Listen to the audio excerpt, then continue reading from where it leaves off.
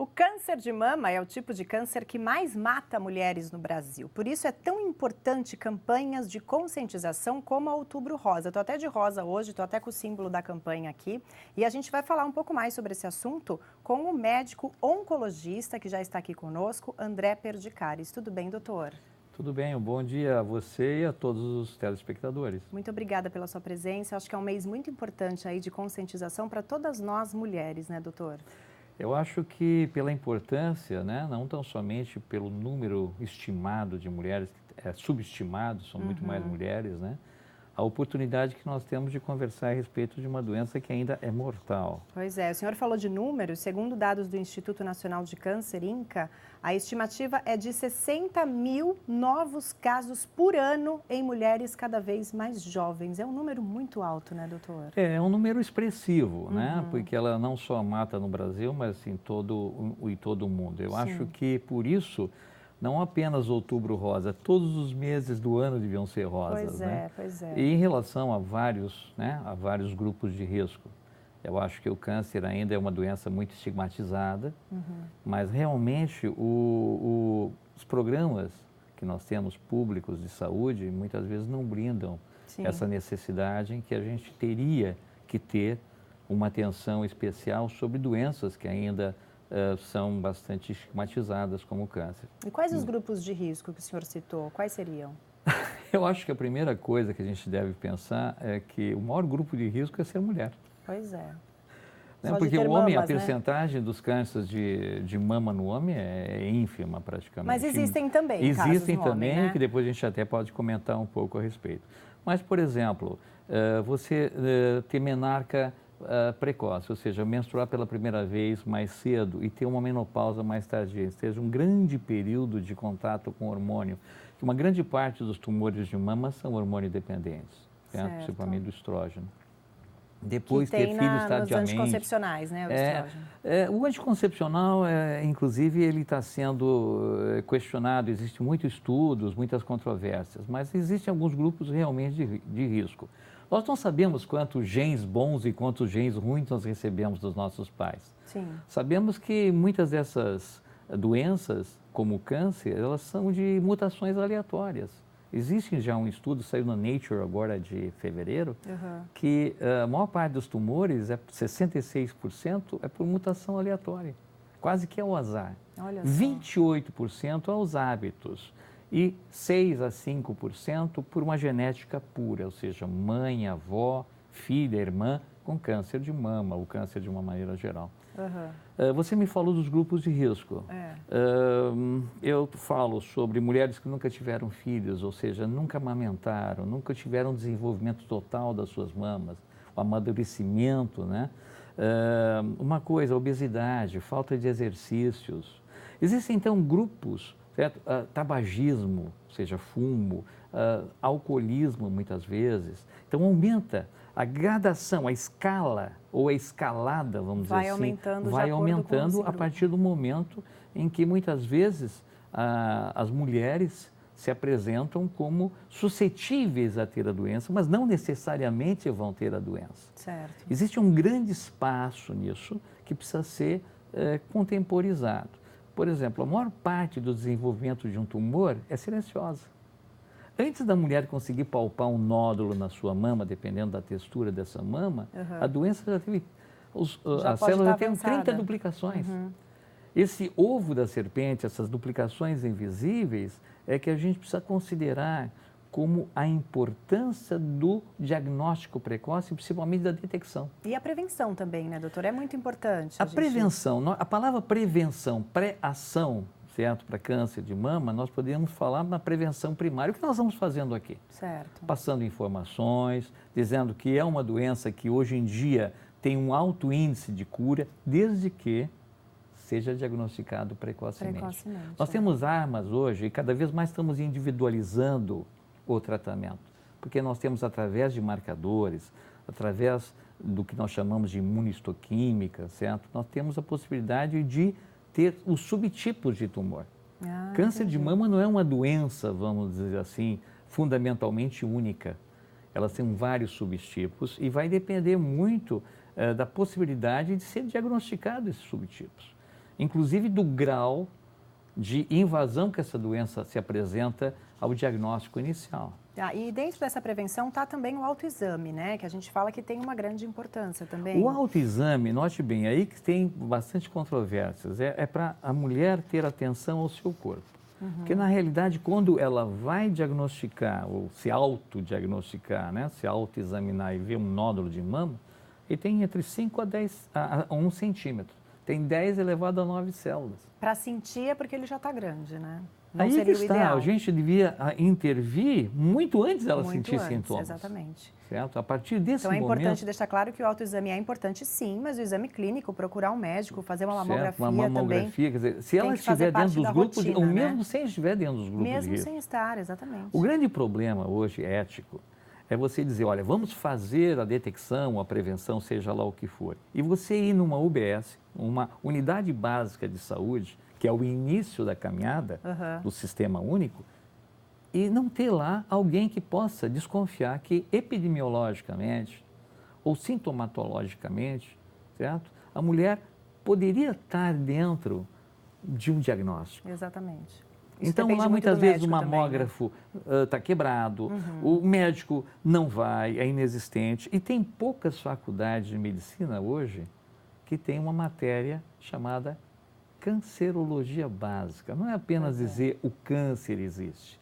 Quem está dentro daquele patamar que a gente chama da medicina social, certo? Da medicina humanizada, da medicina do acolhimento. E falando em medicina humanizada, doutora, eu vou só interromper, porque a gente fez uma reportagem, o repórter Vitor Faccioli esteve no Instituto Neomama em Santos e conversou com algumas mulheres que estão passando ou passaram por um tratamento contra o câncer de mama. Vamos dar uma olhadinha. Pois não.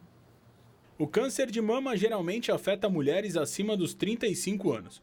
Mulheres que passam a enxergar a vida de uma forma completamente diferente. A gente dá um suporte para ela ter estímulo, a ter essa qualidade de vida depois. E a vida, posso até te dizer que muitas vezes é até melhor do que era antes. Porque a mulher passa a valorizar coisas que ela até tinha antes, mas ela não dava tanta importância. Mulheres como a Vera. Em janeiro de 2016, ela descobriu a doença, logo de cara enfrentou sessões de quimio e radioterapia. Quando tudo parecia caminhar tranquilamente, outro susto.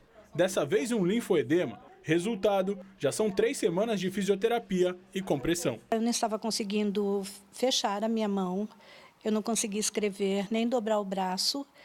O inchaço foi grande. Tem a chegada de linfa no braço, que está relacionada ao sistema imunológico desta mulher, mas ele não consegue retornar, então esse braço vai ficando edemaciado.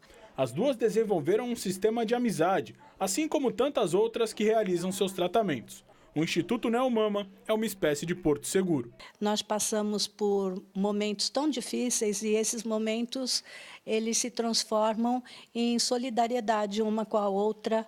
Você tem que pôr na sua cabeça que tudo aquilo que você faz durante o seu tratamento é para o seu bem-estar, é para a sua melhor qualidade de vida, é para você. Este espaço que nós estamos agora é um dos mais especiais aqui do Instituto Neomama. É o banco de perucas. São mais de 300 perucas disponíveis às mulheres que fazem tratamento. E assim, o local é tão especial porque é nele que traz um resgate da autoestima. Um grande exemplo é a Débora. 10 anos atrás teve um câncer no estômago. Recorreu aos lenços e chapéus por um bom período. Pouco mais de um ano depois, diagnosticou um câncer de mama. E foi no banco de perucas que resgatou o lado especial da vaidade e do carinho de ser mulher. A gente cuida dela como se estivesse cuidando do nosso próprio cabelo, entendeu? A gente usa ela, aí depois que acaba o tratamento, né? Acaba, que eu digo assim, as químios, ele volta a crescer bonito, forte, saudável. Está aqui a prova.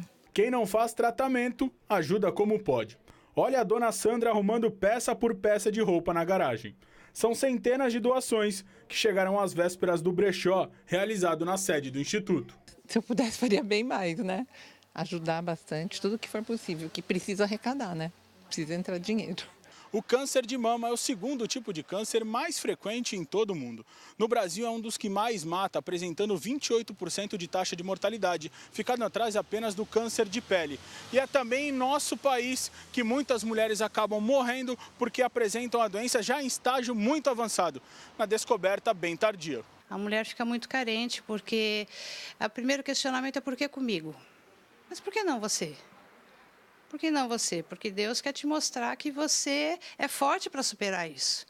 Porque a minha mãe sempre diz uma frase, que Deus marca para não perder de vista. A cura começa da gente. Se a gente quiser, a gente consegue, né? E assim, até o tempo que Deus permitir.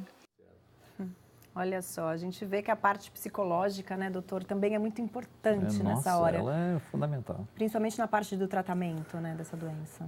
Porque é uma coisa bilateral. Quem cura e quem é curado. Você precisa ver o acolhimento. A palavra-chave em câncer é acolhimento. Sim. Acolhimento sob todos os pontos de vista. Entretanto, as políticas públicas, a própria sociedade brasileira, muitas vezes, está acometida de outros males. E esses males, eles têm uma representação. A doença, quando ela ocorre, é a ponta de um iceberg. É uma convergência de fatores, certo? E o câncer é uma convergência de fatores chamada a dança dos genes. Quantos genes bons e quantos genes ruins, entre aspas, a gente recebe, né? Da união da nossa mãe com o nosso pai, formando a gente. Então, a partir desse fenômeno, certo? Várias coisas de risco. Alimentação, falta de exercícios, visão errônea, certo? Que muitas vezes você adquire pela internet, certo? Muitas vezes, ninguém vai no meu consultório comprar, conforme eu já te falei, uma passagem para Bariloche. Infelizmente, né, doutor? Vai deprimido, vai ansioso, vai cheio de perguntas. Esperando o pior sempre, né? Que isso é do ser humano. E se nós não acolhermos essa pessoa, antes de pensar no tratamento, certo? As palavras, os gestos, o olhar, o silêncio, às vezes, podem ser mais cortantes que o mais afiado bisturi, ou mais analgésicos que o mais potente entorpecente. É verdade, doutor, tem toda a razão. A partir desse momento, você começa a ver até que ponto a doença acometeu aquela pessoa. Não tão somente sob o ponto de vista biológico, mas também, inclusive, do ponto de vista mental. Lógico, psicológico, que é muito importante, né? E hoje nós estamos vendo isso dentro do tratamento com muita propriedade. A cirurgia, a radioterapia, a quimioterapia. Esse seria o tratamento para o câncer de mama, os modificadores, né? Exatamente, da resposta biológica.